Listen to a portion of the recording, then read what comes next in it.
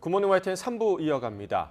윤석열 대통령이 인도네시아에서 열린 아세안 정상회의와 인도에서 개최된 G20 정상회의 참석 등 5박 7일의 순방 일정을 마치고 귀국했습니다. 윤 대통령은 오늘 새벽 6시쯤 대통령 전용기인 공군 1호기를 타고 성남 서울공항에 도착했습니다. 이번 순방에서 윤 대통령은 한아세안, 아세안 플러스 한일중 정상회의와 G20 세션 등 공식 일정을 소화했고 일본, 인도네시아, 인도 등 20개 나라와 양자회담을 진행했습니다. 특히 중국의 리창 총리와의 회담에서 북한 비핵화 역할을 촉구한 데 이어 한일중 정상회의 개최에 협조를 요청했고 캠프 데이비드에 이어 3주 만에 만난 기시다 일본 총리와도 추가 정상회담을 열고 한일중 정상회의를 위한 절차가 잘 진행되도록 하기로 했습니다. 윤석열 대통령이 G20 정상회의 마지막 날 우크라이나 재건을 위한 추가 계획을 발표했습니다. 윤석열 대통령은 인도 뉴델리에서 열린 G20 정상회의 하나의 미래 세션에서 과거와 현재, 미래를 아우르는 규범 기반의 국제질서 수호를 위해 우리나라가 주도적인 역할을 하겠다며 내년에 3억 달러, 2025년 이후 대외경제협력기금을 통해 20억 달러 이상을 지원하겠다는 방침을 내놨습니다. 윤 대통령은 앞서 지난 7월 우크라이나 방문 당시 우크라이나 평화연대 이니셔티브를 공개하며 올해 1억 5천만 달러를 지원하겠다고 밝힌 바 있습니다. 윤 대통령은 기시다 후미오 일본 총리와 정상회담도 가졌습니다. 윤 대통령은 어제 인도 뉴델리에서 기시다 총리와 20분 동안 정상회담을 하고 한일중 정상회의 개최를 위한 절차를 잘 진행해 나가자고 말했습니다. 이에 대해 기시다 총리는 적극 호응하겠다고 답했다고 대통령실이 전했습니다. 두 정상은 또 최근 양국 관계 발전 기조를 평가하고 협력 증진 방안을 논의했으며 글로벌 현안에도 책임 있게 공조해 나가자고 뜻을 모았습니다. G20 정상회의를 마친 뒤 베트남을 국빈 방문한 조 바이든 미국 대통령이 베트남과의 관계를 최고 수준으로 격상하며 중국 포위망을 더욱 촘촘히 했습니다. 바이든 대통령은 중국을 억제할 의도가 없다면서도 최근 중국의 아이폰 금지령을 거론하며 게임의 규칙을 바꾸려 한다고 비판했습니다. 워싱턴에서 권준기 특파원입니다. 베트남을 국빈 방문한 조 바이든 미국 대통령의 환영식이 주석궁 앞에서 화려하게 펼쳐집니다. 이어진 미국 베트남 정상회담에서는 두 나라 관계를 최고 수준인 포괄적 전략 동반자로 격상하기로 합의했습니다. 오바마 대통령 때 맺은 포괄적 동반자 관계를 10년 만에 2단계 끌어올린 겁니다. nâng tầm quan hệ Việt Nam Hoa Kỳ lên đối tác chiến lược toàn diện vì hòa bình, hợp tác, phát triển bền vững. 베트남과의 밀착이 중국 견제 의도로 읽히면서 이어진 기자회견에서는 대중국 관계에 대한 질문이 쏟아졌습니다. 바이든 대통령은 중국을 억누를 의도가 없고 중국 경제 발전을 바란다면서도 최근 아이폰 금지령을 내린 데 대한 불만을 나타냈습니다. China's beginning to change some of the rules of the game in terms of trade and other issues. Not only the Chinese government can use the Western cell phone. 바이든 대통령은 앞선 G20 정상회의에서 중국 2인자 리펑 총리와 회동한 사실을 공개하며 이번에 불참한 시진핑 주석도 조만간 만나길 희망한다고 말했습니다. 다만 중국 부동산 위기와 청년 실업 문제 등을 해결하느라 시 주석이 여념이 없을 거라며 중국 경제 위기를 또다시 부각했습니다.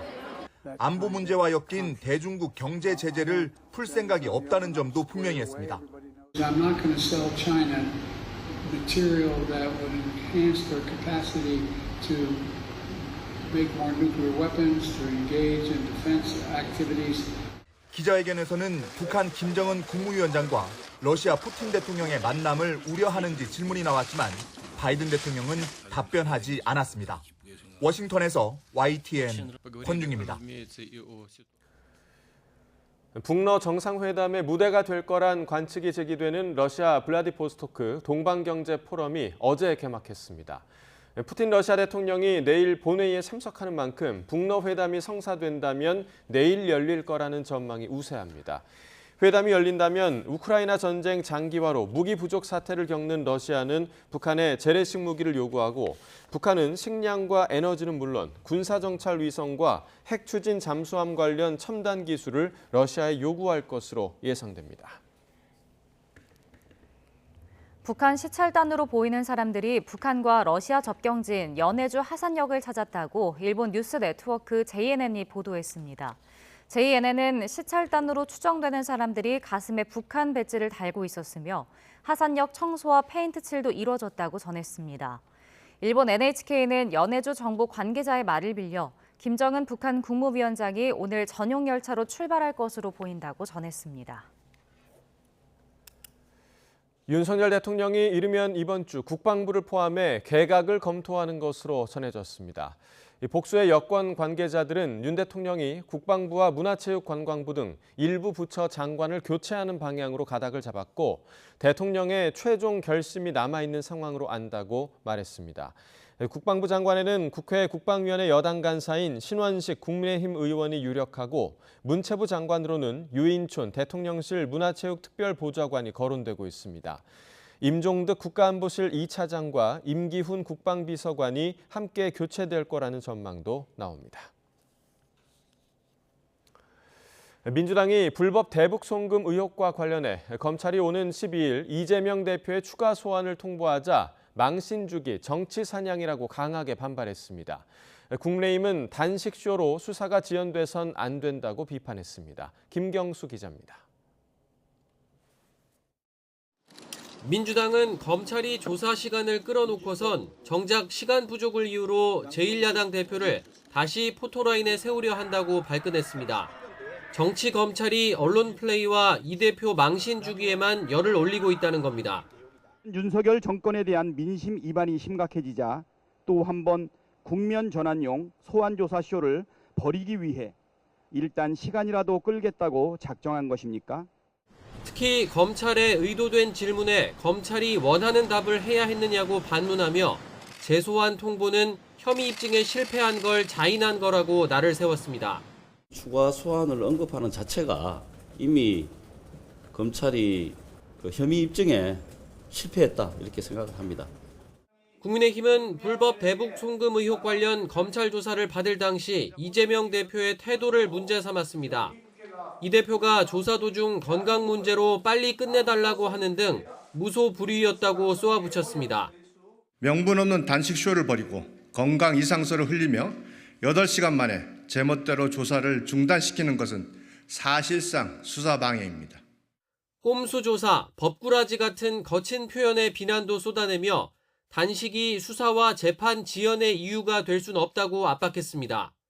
이재명 대표 측은 지금 조사를 차일피일 미루다가 단식을 핑계로 몸져 누워 앰뷸런스를 타고 병원에 입원해 영장 청구를 막아보겠다는 심사는 아닌지요. 이재명 대표의 5번째 소환 조사를 놓고 정치권이 날선 공방을 벌인 가운데 이 대표가 오는 12일 6번째 조사에 스스로 응할지는 아직 유동적입니다. 실제로 민주당은 공식적으로는 검찰과 협의하겠다고 밝혔지만 내부적으론 고심하는 분위기가 엿보입니다. 검찰이 추가 조사를 거쳐 이번 주 후반이나 다음 주 초에 구속영장을 청구하면 추석 연휴 직전 이 대표 체포동의안이 본회의 표결에 붙여질 수 있기 때문입니다. 체포안이 통과되면 이 대표 리더십의 타격이 부결되더라도 방탄국회 비판에서 벗어나긴 힘든 상황. 이러나 저러나 추석 밥상 민심에 악영향을 줄 수 있는 만큼 열흘 넘게 단식을 이어가는 이 대표와 민주당의 고민이 깊어질 것으로 보입니다. YTN 김경수입니다.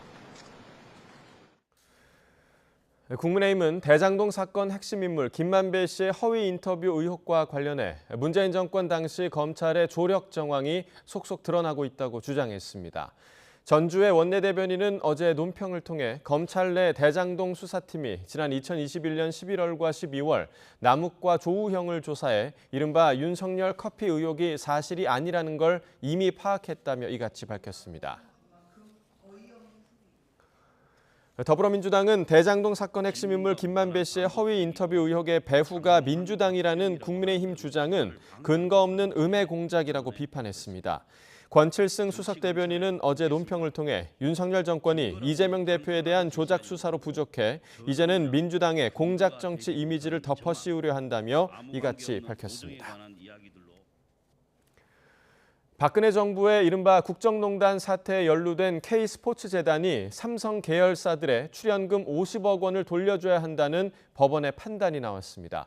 서울중앙지방법원은 K스포츠재단이 제1기획과 삼성생명, S1을 상대로 제기한 채무부존재 확인 소송을 최근 원고 패소로 판결했습니다.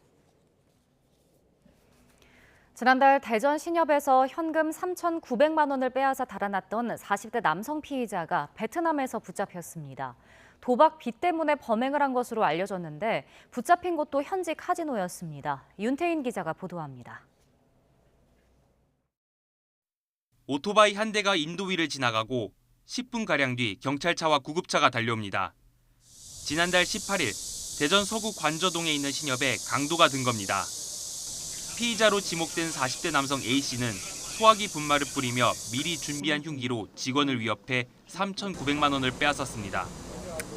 A씨는 범행 뒤 수사에 혼선을 주기 위해 지인의 차량과 택시를 이용하기도 했으며 CCTV가 없는 도로를 통해 경찰을 따돌린 뒤 훔친 오토바이 2대를 버리고 종적을 감췄습니다.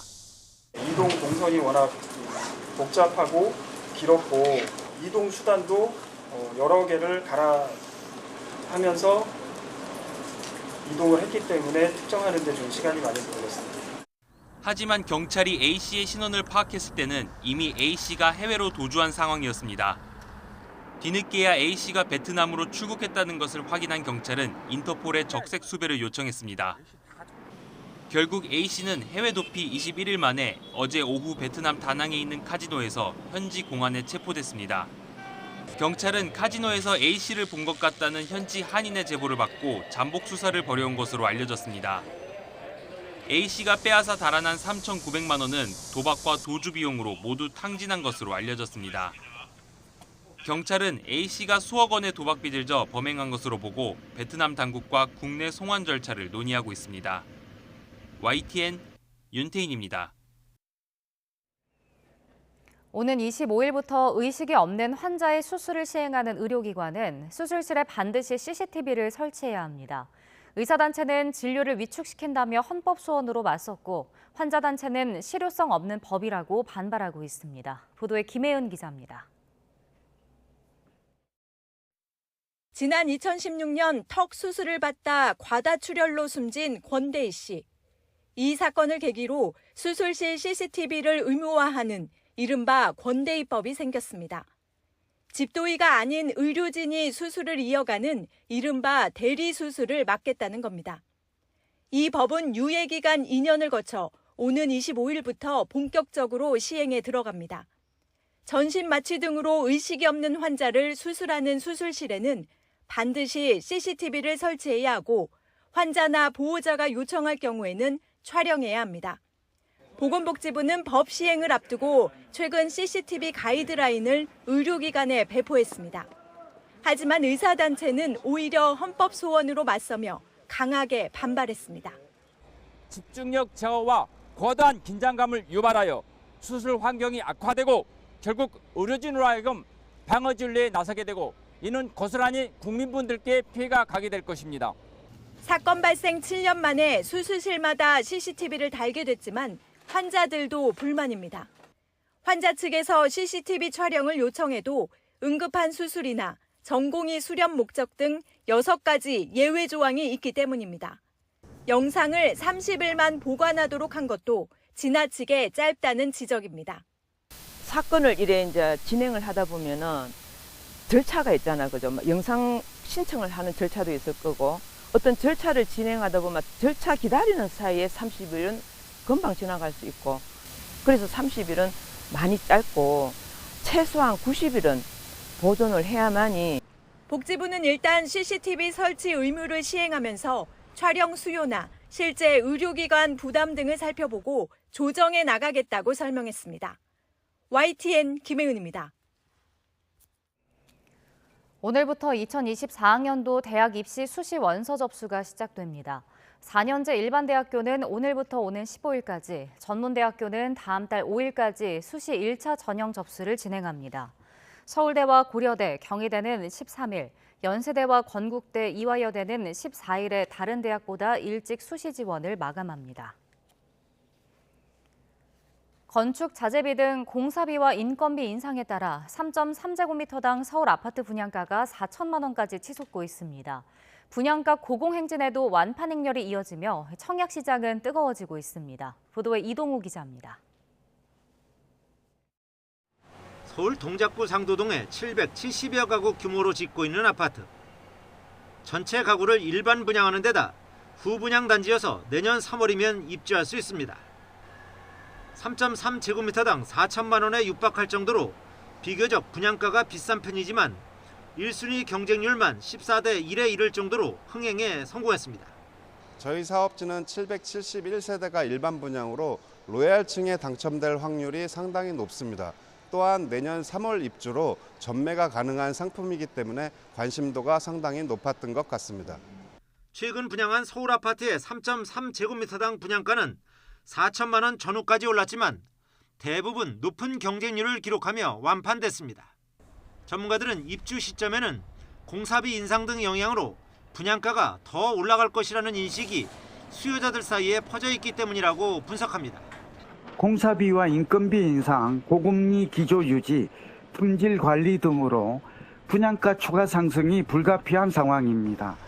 주택 공급 문제까지 겹쳐서 서울 청약시장은 화랑세가 지속될 전망입니다.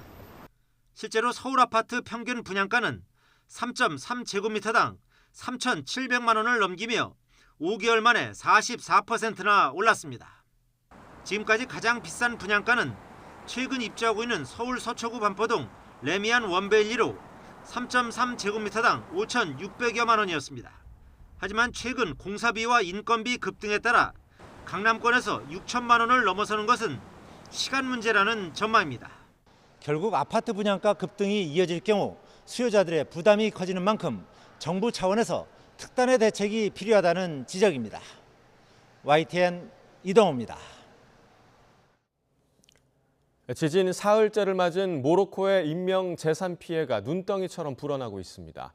지진 발생 당시 벽돌과 흙더미가 비처럼 쏟아지는 공포의 순간도 속속 공개되고 있습니다. 류재복 기자의 보도입니다.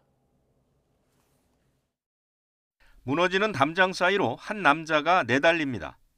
곧이어 하늘에서 벽돌이 비처럼 쏟아집니다. 진동을 느껴 건물에서 뛰어나온 사람들이 갈팡질팡합니다. 건물이 흔들리더니 흙더미가 쏟아져 내려 화면이 온통 먼지에 휩싸입니다. Yesterday we eat like yesterday we eat our dinner and like 5 seconds it's happening. 하늘에서 본 지진 현장, 건물 대부분이 폭삭 주저앉았습니다. 간신히 버틴 건물들도 먼지를 뽀얗게 뒤집어 쓴 채 형체만 남았습니다. 여기저기에서 구조 작업이 눈에 띄지만 언제 원래 모습으로 돌아갈 수 있을지 막막합니다.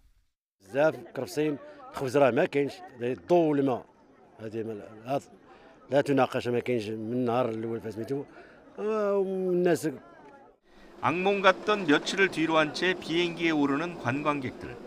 사지를 탈출한다는 안도보다는 남아있는 사람들의 걱정과 미안함이 더 큽니다. But we are praying for the people of Morocco. It's very sad. We hope that the communities can recover as well. 시간이 흐를수록 눈덩이처럼 늘어나는 지진 피해. 사망자가 10,000명에 이를 것이란 추정과 함께 세계보건기구는 이미 30만 명 이상이 피해를 봤다고 밝혔습니다. YTN 유재복입니다.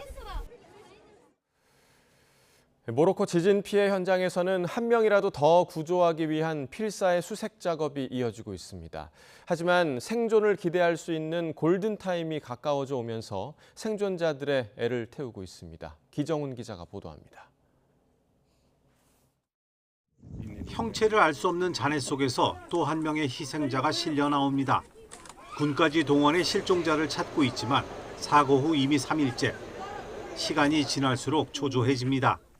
وطاح عليه الردم والتنفس بنادم ما تعرف التنفس ما لقاش كيفاش يتنفس شي وحدين درنا لهم كيفاش يتنفسوا تعتقناهم وهذوك الاخرين راه ما لقينا كيفاش 마을이 온통 폐허가 돼 장례식도 제대로 치르기 어렵지만 슬픔마저 가벼운 건 아닙니다. 부상자가 계속 느는 것도 중상자가 많은 것도 모두 부담입니다. بالطبع كيكون الضغط دائما الكوارث كيكون الضغط لان العدد ديال المصابين كيكون كثير. مثلا من البارح في 12 الليل كان عدد المصابين يتوافد بكثره على المركز الطبي المتقدم. 병원 밖에는 헌혈하러 온 사람들 줄이 길게 늘어섰습니다. I'd even think twice. We just run to here because it's one of the main thing that as a citizen is to help each other, especially like on conditions where there's people who are dying or 갈 곳 잃은 사람들을 위해 마련된 텐트촌. 텐트라도 있는 게 다행이지만 부족한 것 투성입니다. Tout ce qui nous manque, que du pain. Maintenant, ils sont en train de nous installer pour faire du pain et de l'eau et de l'électricité. 국제사회는 앞다퉈 지원에 나섰습니다. 미국과 중국, 전쟁 중인 러시아와 우크라이나까지 모로코 지원 의사를 밝혔습니다. 유엔이 재난평가팀을 파견해 필요한 지원을 약속한 데 이어 프란치스코 교황도 비극적인 시기에 모두의 도움이 모로코를 지탱하기를 기원했습니다. YTN 기종훈입니다. 네, 이러한 가운데 모로코 현지에서 열린 세계지질공원 총회에 참석한 한국 대표단은 모두 무사한 것으로 전해졌습니다. 제주도 세계유산본부 관계자에 따르면 제주와 청송, 진안군천 등 지질총회에 참가한 한국인 77명은 모두 안전한 상태이며 총회가 마무리되면서 순차적으로 귀국할 것으로 알려졌습니다.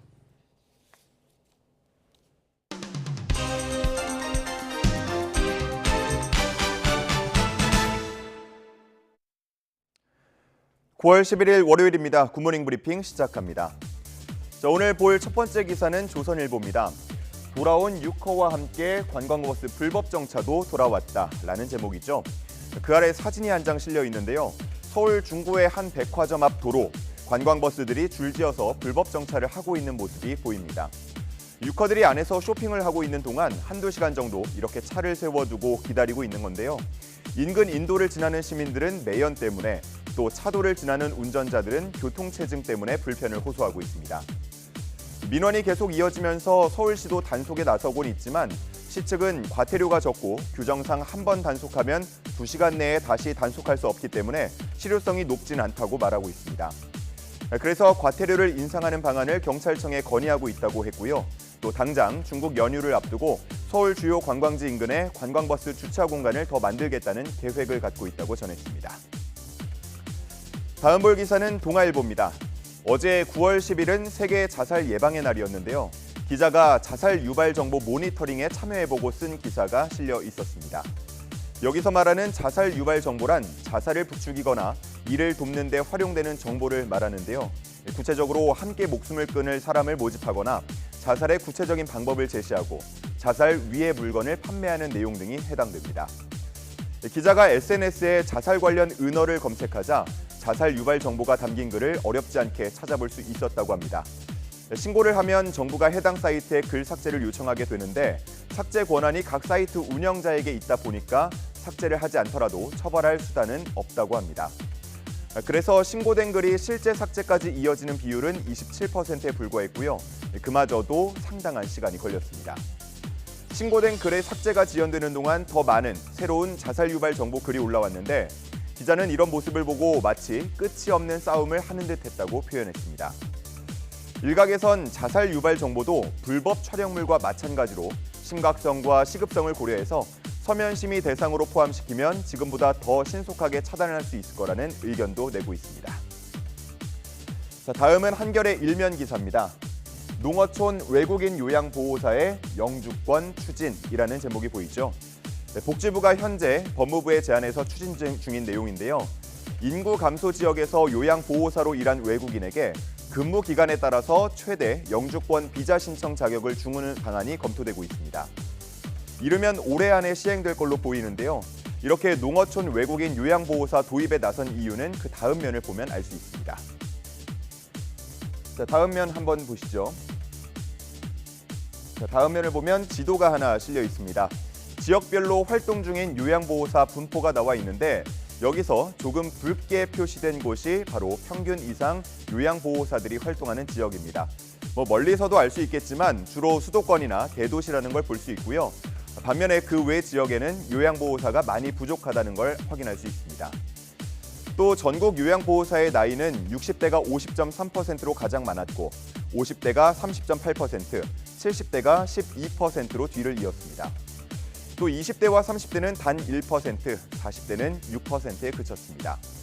따라서 농어촌에서 젊은 요양보호사를 뽑는 게 하늘의 별 따기보다 어렵다라는 말이 나오는데요. 외국인 요양보호사의 영주권 추진이 그 대안이 될 수 있을지 주목됩니다. 한편 기존 돌봄 인력의 전반적인 근무 여건과 처우를 개선하지 않고 이렇게 외국인 인력만으로 해결하겠다는 건 이봉책에 그칠 수밖에 없다면서 호봉제 등을 도입해서 돌봄 인력들이 오래 근무할 만한 여건을 만드는 게 우선이라는 의견도 나오고 있습니다. 자, 오늘 볼 마지막은 경향신문에 실린 기사입니다. 과학면인데요. 우주인을 위한 벌크업이라는 제목입니다. 이 우주에서 운동을 하는 건 선택이 아닌 필수라고 합니다. 우주 비행사가 기지를 짓거나 또 탐사를 하기 위해서는 근력이 필수이기 때문인데요. 문제는 우주에서는 아무리 운동을 하더라도 지구에서만큼 근력을 키우거나 유지하는 게 어렵다고 합니다. 그 이유는 중력 때문인데요. 근육은 지구 중력에 저항하면서 발달하게 되는데 우주에서는 중력이 크게 떨어지기 때문에 근 손실을 막기 어렵다는 겁니다. 실제로 과거 국제우주정거장에서 하루에 2시간 반씩, 일주일에 6번씩 운동을 한 우주 비행사 9명의 신체를 분석한 적이 있는데 6개월 동안 근력이 약 40%가량 줄었다고 합니다. 이러한 문제를 해결하기 위해서 전기 자극을 통해 근육을 유지하는 실험이 진행될 예정인데 지구에서는 척수 손상 등으로 인해서 활동이 어려운 사람들을 위해서 이미 널리 쓰이고 있는 방식입니다. 과연 우주에 나가서도 그 효과를 발휘할 수 있을지 주목되고 있습니다.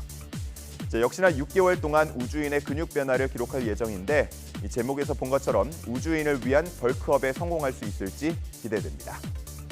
9월 11일 아침 신문 살펴봤습니다. 지금까지 굿모닝 브리핑이었습니다.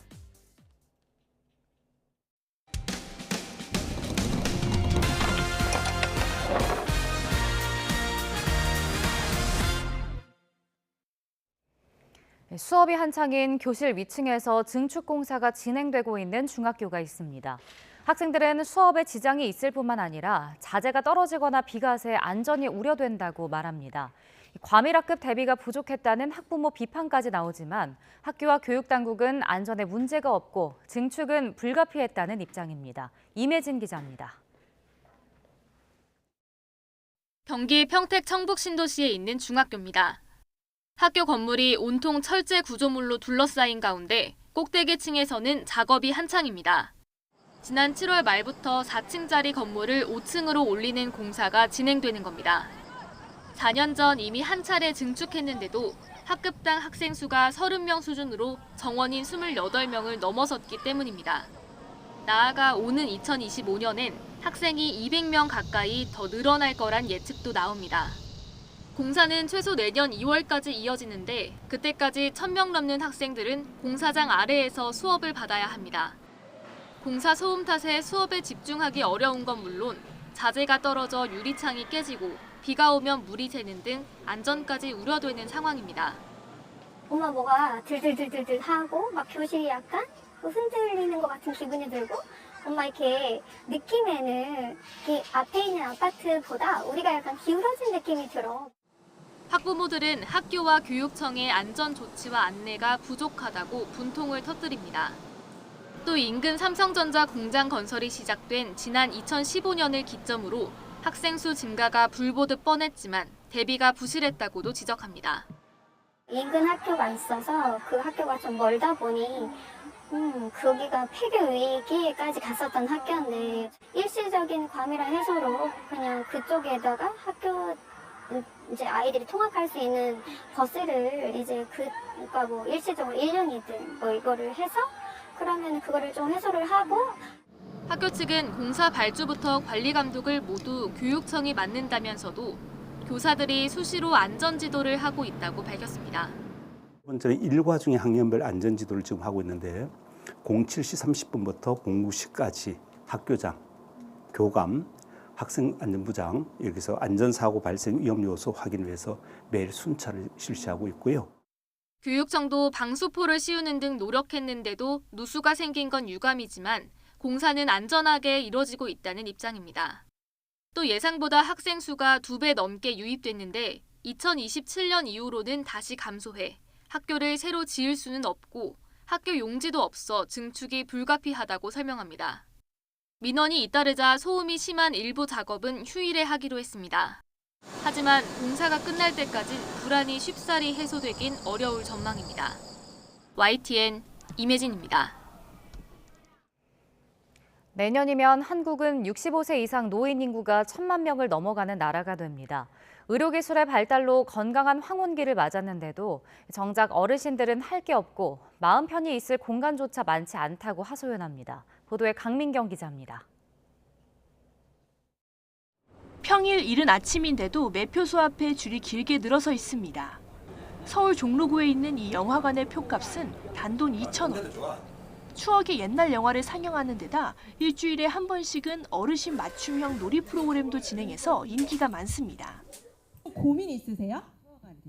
소화가 안 된다. 나도 소화가 안 된다. 공감하시는 분들만 박수 한번 쳐볼게요. 매주 서너 번씩 편도 1시간 반 거리를 지하철을 타고 꼬박꼬박 찾아오기도 합니다.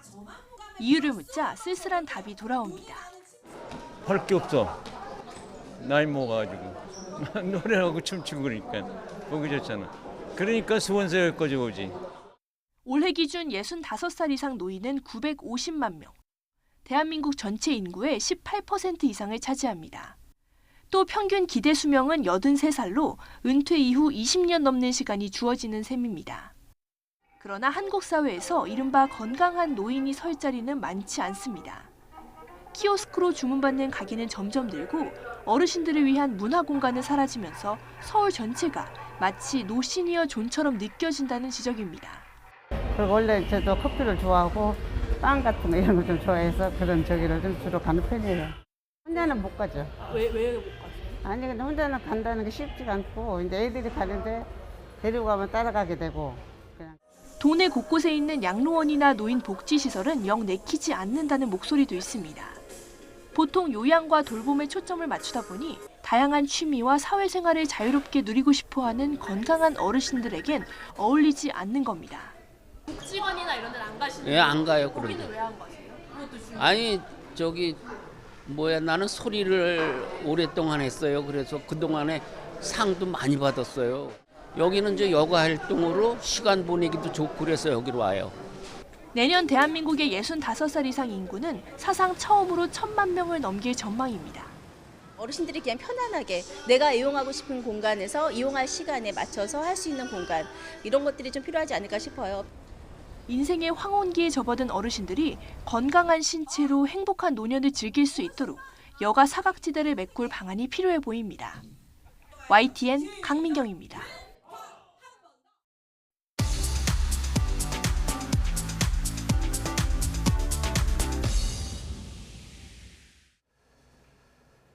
경제 소식을 빠르고 친절하게 전달해 드립니다. 오늘 굿모닝 경제는 UME 한양대학교 경제금융대학 교수와 함께하겠습니다. 그래서 어서 오세요. 안녕하십시오. 자, 최근 그 중국 화웨이 스마트폰에 탑재된 7나노급 반도체를 두고 좀 논란이 뜨거운데 중국이 그 미국 제재를 대비해서 미리 좀 준비를 해둔 거 아니냐 이런 얘기도 있거든요. 예, 그렇습니다. 최근에 이제 중국 기업인 화웨이에서 스마트폰을 최신 기종을 내놨습니다. 네. 근데 이 최신 기종을 자세히 떼어봤더니 부품의 90% 이상이 그 중국 제품이라고 하더라고요. 그러니까 이 중국에서도 반도체 자립도가 굉장히 높아졌다는 얘기가 나오고 있는데요. 예. 그중에서 가장 관심을 끌고 있는 게 이 스마트폰의 두뇌에 해당하는 그런 애플리케이션 프로세서라고 하죠. 이게 이제 중국 업체 SMIC에서 생산한 그런 반도체 칩인데요. 이 반도체 칩이 7나노미터 공정에 의해서 이제 생산이 된 칩입니다. 근데 그럼 7나노미터가 도대체 무슨 뜻이냐, 이게 무슨 뜻인지를 이제 궁금해하시는 분들이 있을 것 같아서 좀 설명을 드리면요. 이 1나노미터라고 하는 것이 10억 분의 1미터입니다. 그러니까 1mm에 이제 10만 분의 1인데요. 굉장히 이제 작은 폭이라고 할 수 있죠. 근데 반도체는 실리콘 웨이퍼에다가 전기 회로를 새기는 그런 이제 그렇게 해서 만들게 되는데요. 이 전기 회로의 선폭이 나노미터 단위로 측정이 되거든요. 이 나노미터가 작으면 작을수록 더 이제 미세하고 정밀한 공정이 예. 필요하고 그다음에 정보 처리도 훨씬 더 많이 할 수 있어서 더 첨단 반도체라고 이제 일컬어집니다. 그런데 이 나노미터 단위 중에서 이제 7나노미터급의 이제 공정을 이제 바탕으로 해서 만든 예. 반도체 칩이 사용됐다는 건데요. 사실 14나노미터 이하만 되면 굉장히 첨단 반도체라고 하고요. 미국에서 그래서 중국의 첨단 반도체 산업을 좀 차단하기 위해서 사실은 대중 수출 제재를 굉장히 많이 시행을 하고 있는데요. 특히 지난해 10월부터는 14나노미터급의 이제 공정, 그 이하의 공정을 할 수 있는, 그래서 그 공정을 이용해서 생산할 수 있는 이제 반도체 장비들을 중국에 수출하는 걸 제재를 하고 있습니다. 예. 그런데 이번에 화웨이에서는 7나노미터급의 반도체 칩이 탑재가 됐으니까 과연 어떻게 생산을 했는지에 대해서 이제 관심이 집중되고 있고요. 예. 그래서 중국에서 이렇게 미국의 대중 수출 제재에 대비해서 이것을 우회할 수 있는, 그래서 더 첨단 반도체를 생산할 수 있는 방법들을 미리 다 준비해 놓은 것이 아니냐 하는 그런 이제 분석이 나오고 있는 것이죠. 네. 근데 뭐 중국의 기술 자립도가 좀 높아지긴 하지만 그래도 반도체 그 장비 수입이 막힌 상태이기 때문에 기술 발전에 아무래도 한계가 있다 이런 지적도 있더라고요. 예, 그렇습니다. 이 10나노미터급 이제 반도체를 기준으로 해서 이것을 이제 생산하기 위해서는 굉장히 첨단 장비가 필요한데요. 이 첨단 장비 중에서 이제 극자외선 노광 장비라고 하는 것이 있습니다. 네. 이게 특히 이제 7나노미터급 정도 되면 이 장비가 반드시 필요한데 이 장비는 네덜란드의 ASML이라는 기업이 독점적으로 공급을 하고 있거든요. 근데 이 네덜란드 기업도 미국의 대중 수출 제재에 적극 동참하고 있기 때문에 이 장비가 지금 중국에는 하나도 들어가 있지 않습니다. 그럼에도 불구하고 중국이 이 장비 없이 과연 이 7나노미터급의 반도체를 어떻게 생산했는지 이제 관심이 집중되고 있는데요. 사실 이 극자외선 이제 노광 장비 이전 단계의 장비가 이제 심자외선 이제 노광 장비라고 해서 DUV라고 하는 것이 있습니다. 근데 이것으로도 이제 7나노미터급 반도체를 생산할 수가 있긴 있는데 예. 공정의 효율이 좀 떨어지는 거죠.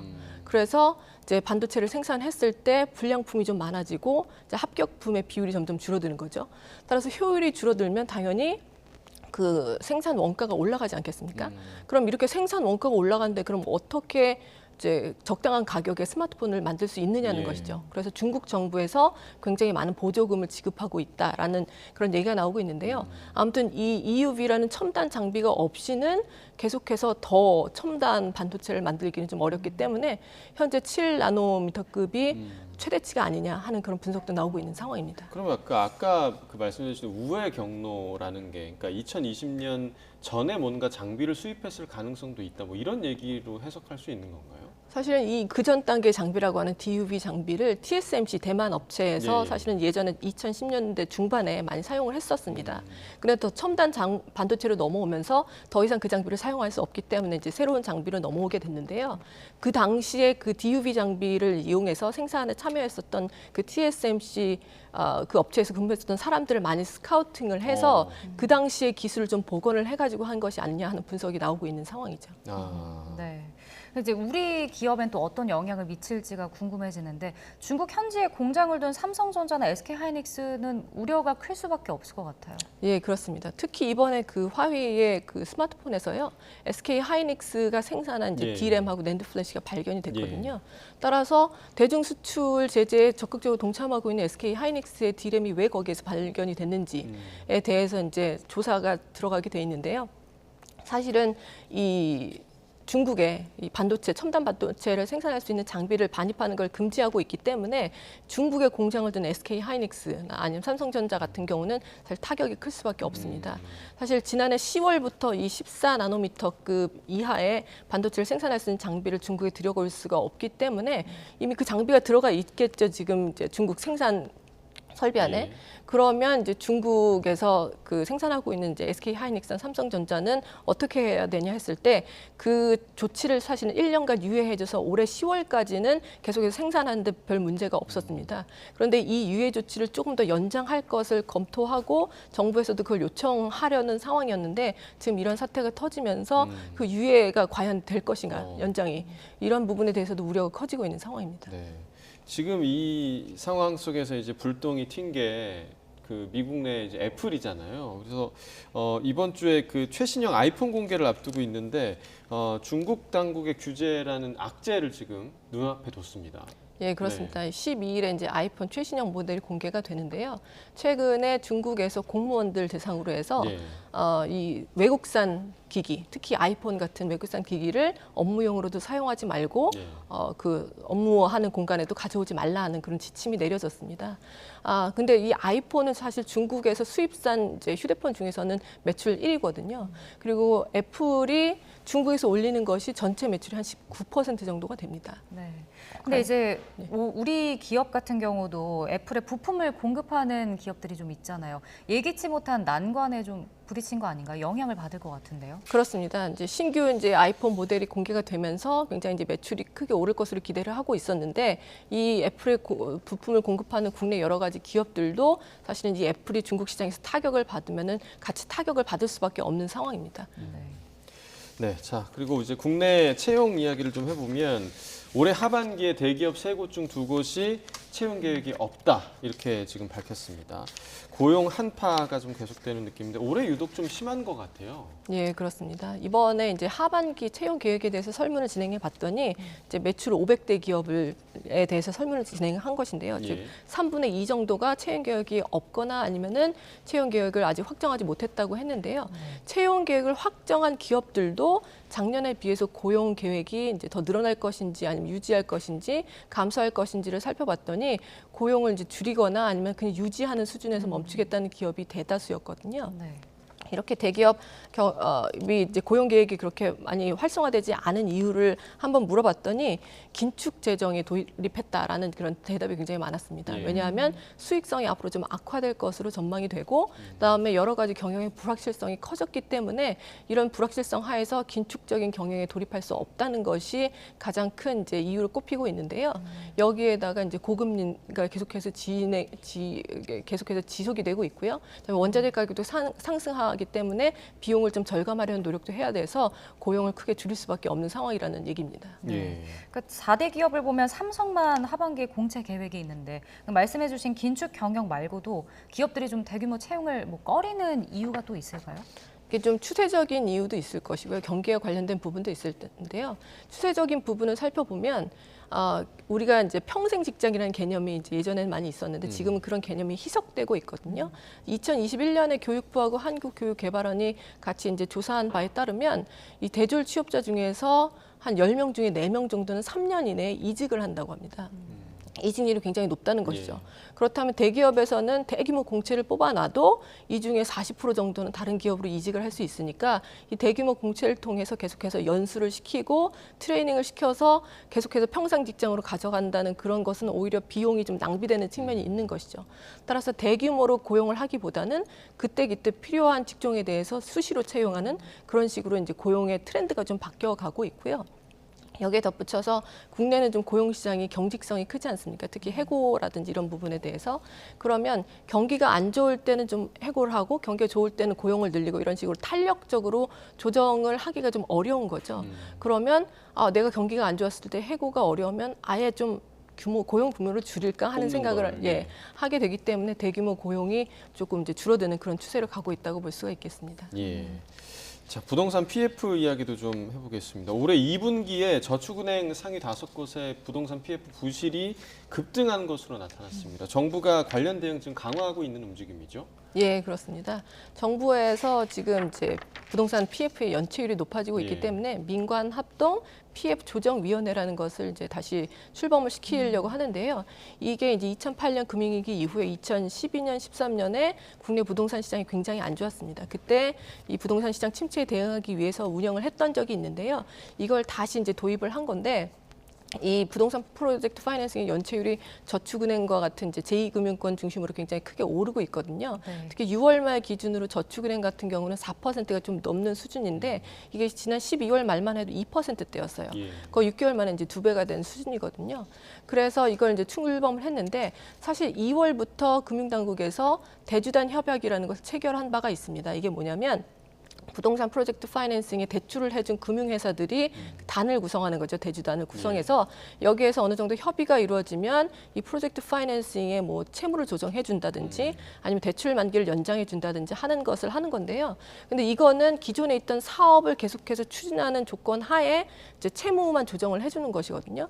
그런데 이제 정상화 가능성이 좀 낮은 사업장 같은 경우는 아예 사업 계획을 변경하거나 아니면 토지 이용 계획을 변경할 필요가 있기 때문에 이런 부분들에 대해서 조정을 할 수 있도록 이번에 이 조정위원회를 출범을 했다고 보시면 될 것 같습니다. 예. 네.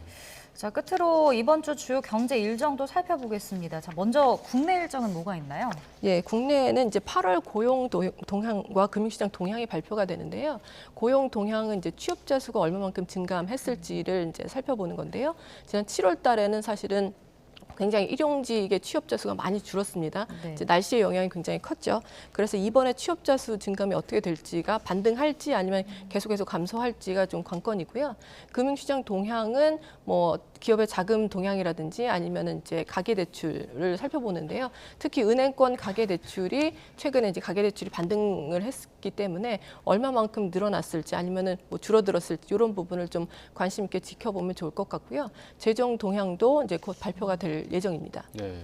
해외 일정 소식 어떤 게 있나요? 예, 아까도 이제 잠깐 말씀드렸지만 이제 12일에 애플의 아이폰 최신 모형이 이제 공개가 되고요. 그리고 이제 미국의 CPI가 발표가 됩니다. 8월 CPI가 발표가 되는데 지금 7월 CPI는 3%대까지 떨어졌었는데 8월 CPI는 최근에 국제유가 상승 등으로 인해서 다시 좀 반등할 것으로 보이는데 얼마만큼 반등할지가 관건이고요. 그다음에 미국의 소매 판매 지표도 발표가 되는데 이 소매 판매는 미국의 소비가 얼마나 탄탄한지를 보여주는 지표거든요. 이제 현재 미국의 경기를 뒷받침하고 있는 것이 견조한 소비의 흐름이기 때문에 과연 이 소비 흐름이 계속될지 아니면 좀 반전이 있을지 이런 부분에 좀 주목을 하면 좋을 것 같습니다. 알겠습니다. 네, 굿모닝 경제 오늘 여기까지 듣겠습니다. 유혜미 교수와 경제 이야기 나눠봤습니다. 고맙습니다.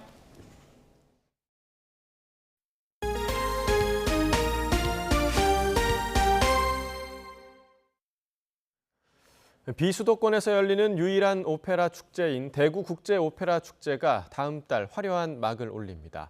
20주년을 맞아 베르디의 리골레토와 셰익스피어의 맥베스 등 크고 작은 오페라 10여 편이 한 달 내내 무대에 오릅니다. 김근우 기자입니다. 복수를 위해 감춰둔 도끼를 전합니다. 여동생은 머뭇거리다 결국 기회를 놓칩니다. 고대 그리스 소포클레스의 비극을 다룬 오페라 엘렉트라. 불가리아 소피아 국립극장이 대구 국제 오페라 축제를 통해 국내에 첫 선을 보입니다. 다음 달 6일부터 36일 동안 열리는 대구 국제 오페라 축제는 독일 작곡가 리하르트 슈트라우스의 작품을 중심으로 구성됐습니다. 지금까지 지나왔던 발자취를 토대로 현재와 미래를 더욱 적극적으로 작품을 이끌어가겠다는 어떤 소망을 담아서요. 슈트라우스 오페라를 저희들이 축제 개막작으로 선정을 해서 개막작으로 사람의 욕망을 날 것으로 풀어낸 살로메가 무대에 오릅니다. 유럽 최고 연출가와 지휘자가 이끄는 만큼 오페라 애호가들의 기대를 모으고 있습니다.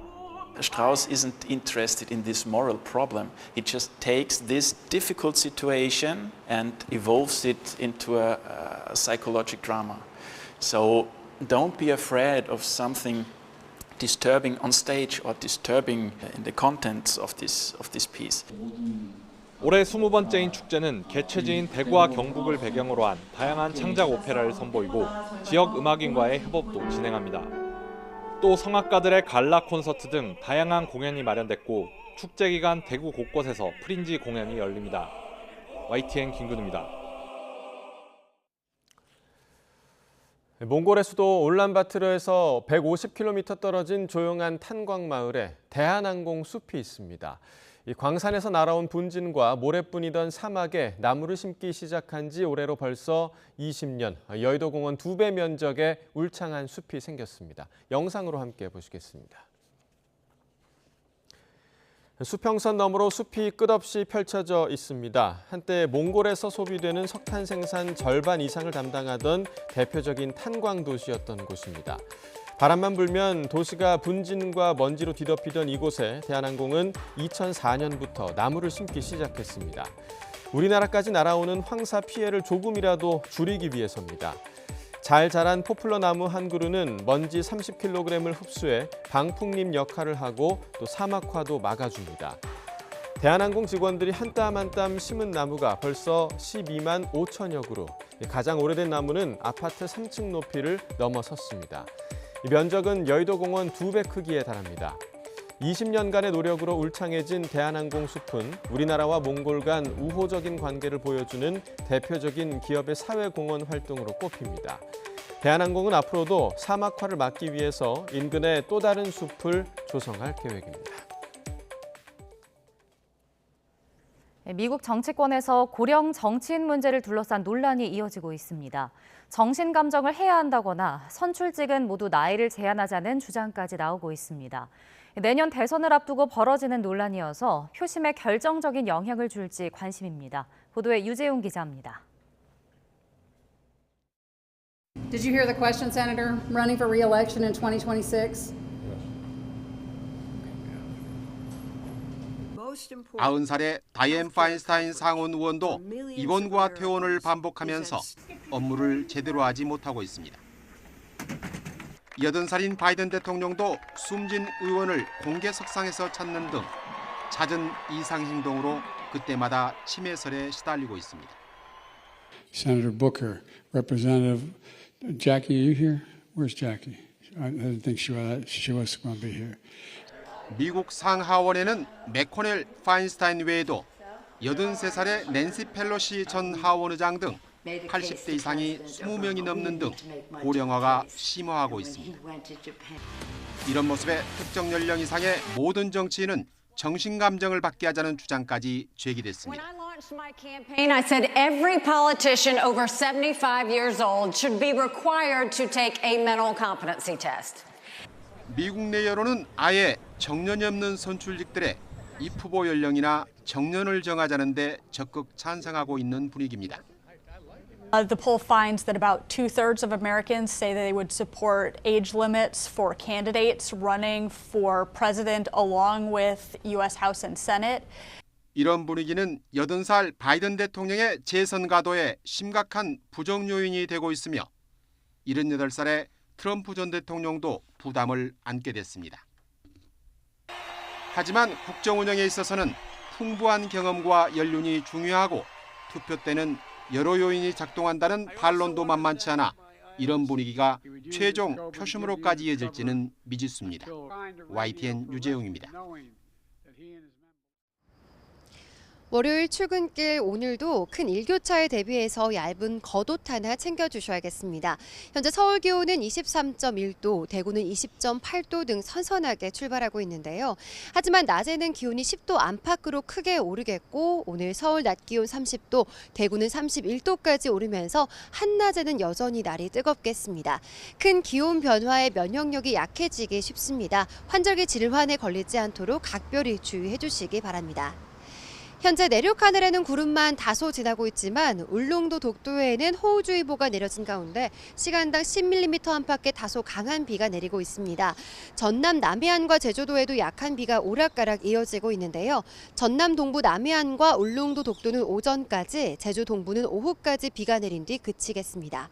다만 오후부터 경기 동부와 강원, 호남과 영남 곳곳으로 5에서 20mm의 소나기가 갑작스럽게 쏟아질 수 있겠습니다. 이들 지역에 계신 분들은 우산 챙겨주시기 바랍니다. 오늘 아침 기온은 어제와 비슷하거나 조금 높습니다. 현재 서울은 23.1도, 광주 21.5도, 부산은 23.4도를 나타내고 있습니다. 한낮에는 서울과 광주 30도, 대구 31도까지 오르는 등 내륙에서는 여전히 30도 안팎의 늦더위가 이어지겠습니다. 내일부터는 대체로 흐린 날씨가 이어지는 가운데 주 중반에는 영동과 남부지방에, 주 후반에는 전국에 비 소식이 있습니다. 이때 비가 내리면서 때늦은 더위도 한풀 꺾일 전망입니다. 오늘 아침까지 내륙 곳곳으로 가시거리 1km 미만의 안개가 끼는 곳이 있겠습니다. 이들 지역에서는 출근길, 차간 거리를 넉넉하게 두는 등 안전운전 해주시기 바랍니다. 지금까지 YTN 홍나슬입니다. 네, 이상으로 월요일 굿모닝 YTN 마칩니다. 잠시 후 뉴스라이더가 방송됩니다. 시청해주신 여러분 고맙습니다.